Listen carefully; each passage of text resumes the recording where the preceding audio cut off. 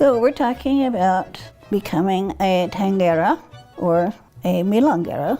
It's a term that's interchangeable.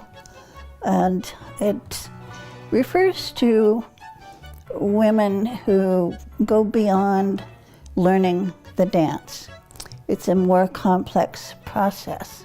And Tanguera considers tango, the dance, just a part of what tango is.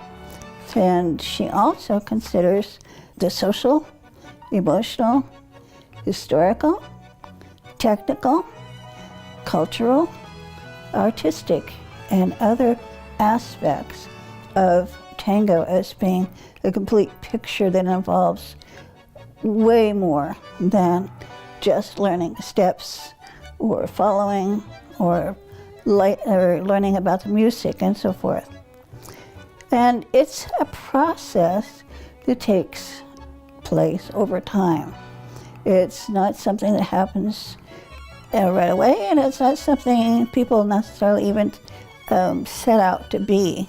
It just occurs for some people and not for others. It depends on how involved they become and how passionate they are, how much dedication they put into learning about all of the aspects that are part of the whole thing.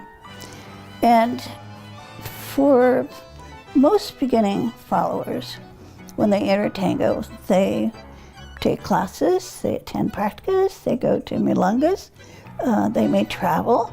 If they do group classes, private lessons, and all of those things, and they have excellent instruction, within 3 to 4, but usually 5 years, they would be probably qualify as an intermediate level dancer. But that takes way more than what it seems like it's going to take when it starts out, because it can seem very easy, and it's very deceiving because there's so much detail and so many things involved other than learning the steps or socializing or the really fun parts. And then depending on the passion and the intensity that people approach the dance and how many of the different parts they start to become involved in, the music, the orchestras, the vintage dancers, the older milongueros, all of those aspects are a portion of what makes the dance so full rather than just steps and being on the floor. So the difference between a dancer and a tanguera compared to the difference between being a cook and a chef. So with being a chef, that takes more extensive experience, advanced training, life-acquired incidental knowledge, and significant investments of time, financing, and dedication.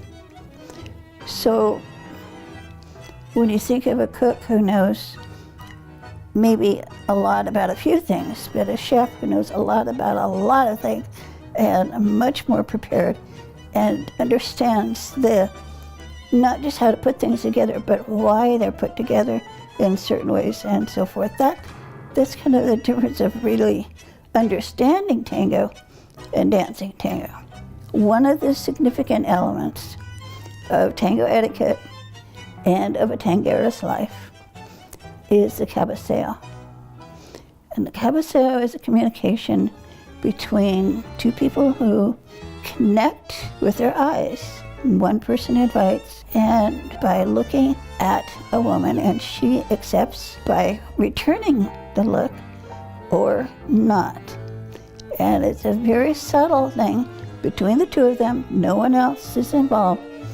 And the purpose is he knows and she knows that she's given her permission for him to approach her without actually approaching her without her permission. It's just not done.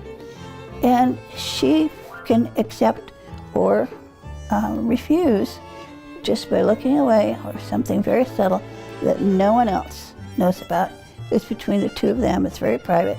And yet when they do connect, and she does return his glance, they know immediately they have a contract and a little relationship that they're going to enjoy on the floor together.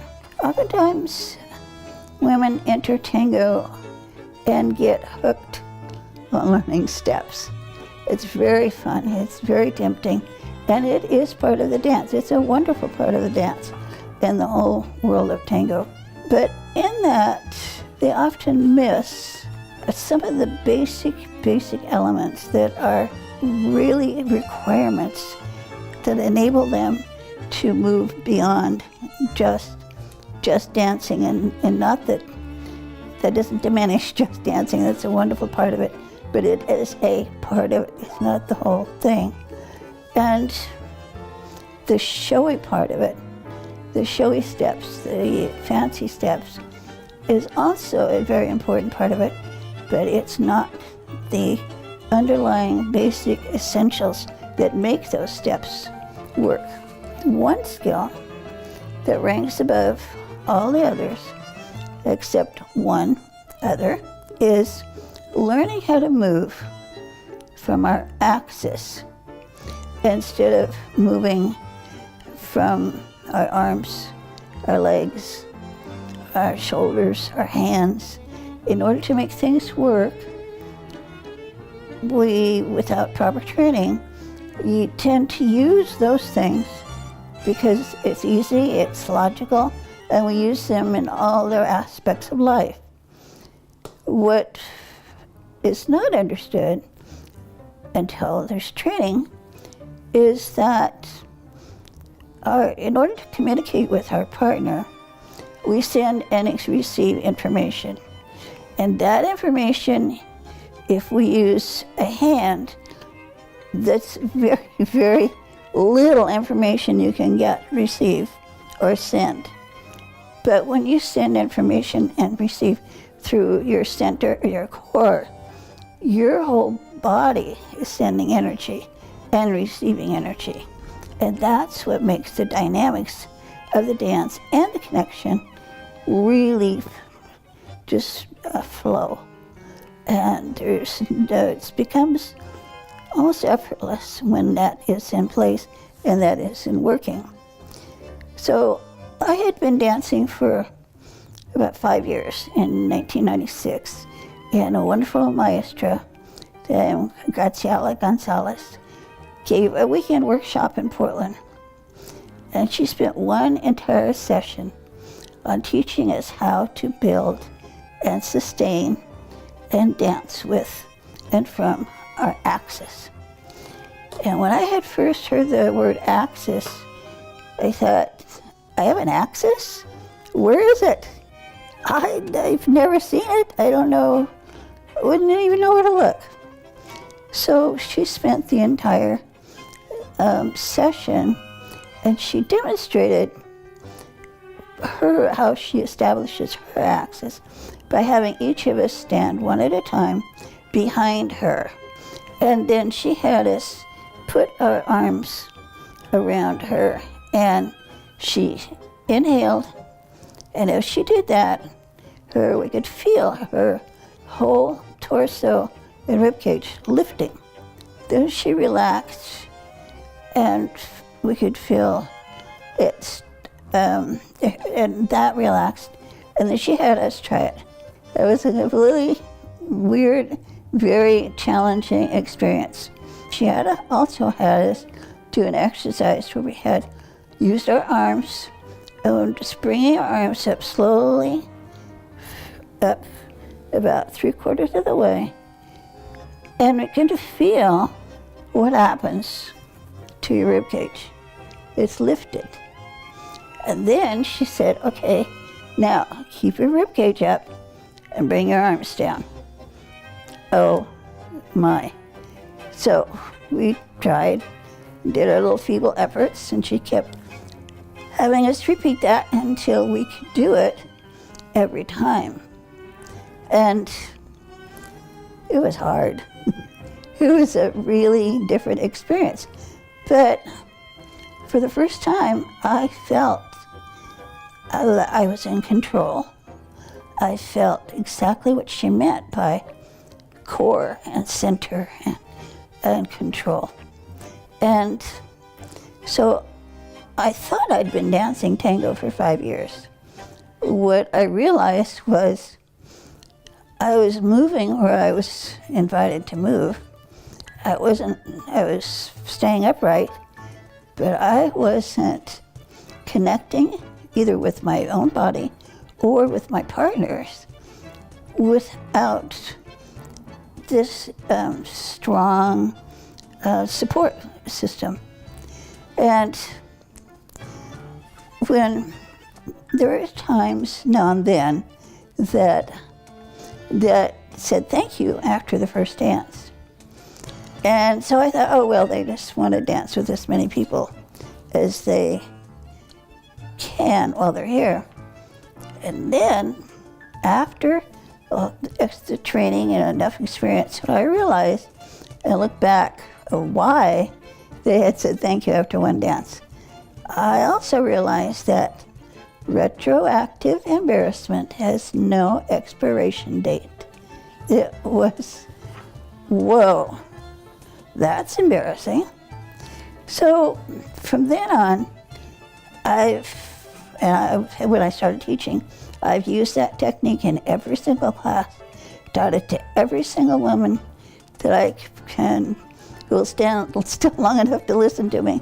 If you don't have that you're not dancing tango.